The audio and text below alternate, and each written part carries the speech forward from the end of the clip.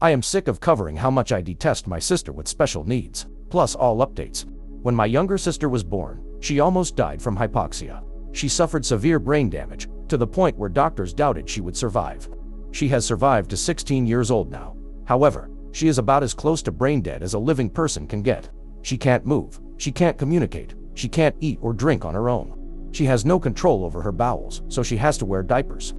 She will never get better, and she will never live a normal life.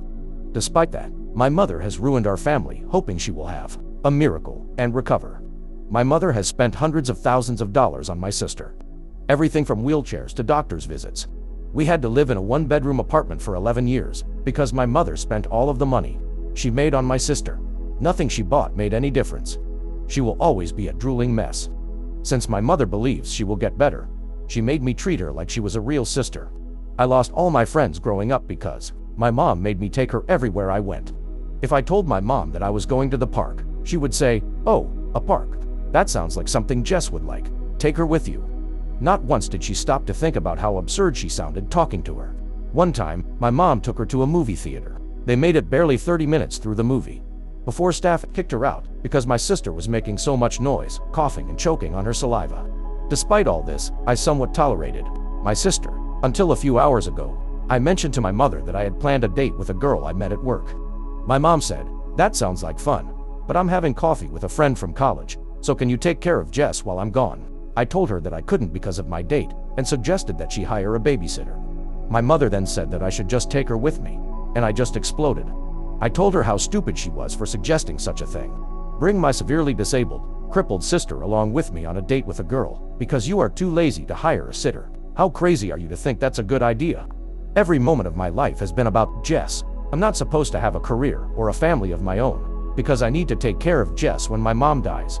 My mom even discouraged me from going to college because then I wouldn't be there to take care of her. I told her how much damage she has done to the family because of my sister. We struggled financially my entire life, not because my mom is low income, but because she spent all our money on Jess. We drove a crappy 1996 Subaru Outback for years, and my mom couldn't afford to buy a new car, but she had no problem shelling out thousands to see a specialist doctor who will say the same thing every other doctor has. My sister is a glitch. She's not supposed to be here. She will never live a normal life. There's no reason she shouldn't be put in a home. I'm just so frustrated right now. I'm thinking about cutting ties with her and reconnecting with my father. My dad divorced her once he realized that the rest of his life was going to be taking care of Jess. I can't fault him. My mom forbid me from contacting him, but he's not the bad guy here. Update, same day. Thank you all for your kind words. I realize now that my emotions should be placed towards my mother instead of my sister. As for everyone who says I should contact my father, that is my plan, but he's not easy to reach. I haven't spoken to him or seen him for a very long time, and he lives across the country. I don't have any way to get his number or email address. So I'm looking through Facebook and Instagram to see if he may have an account I can message. I also don't have anyone on his side of the family who I can ask to get us in touch. As for my living situation, I am still living at home. I plan to stay for a while longer, until I have saved enough to afford an apartment or enlist in the Navy. I work part-time while I'm in community college, so I'm not making much.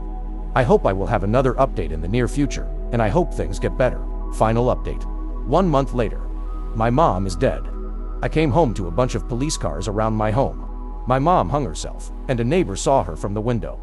I didn't get a look at her, and I'm glad I didn't. I don't think I could handle seeing anyone like that. She seemed stressed a couple days before, but I didn't expect this. Right now, plans are getting set to place Jess in a home. She will have around-the-clock care.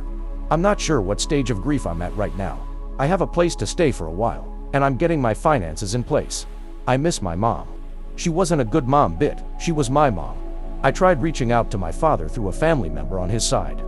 To make a long story short, he basically said that he had moved on from us, and that he didn't want me intruding on his new family. Pretty much what I expected, but it still hurt to hear my dad say he wants to forget about me. I'm staying at a friend's house right now. I'm working and I'm doing school. Things are still rough, but I'm pushing through. Thanks for all the well wishes. What do you guys think? Let's discuss in the comments. Follow and like for more stories.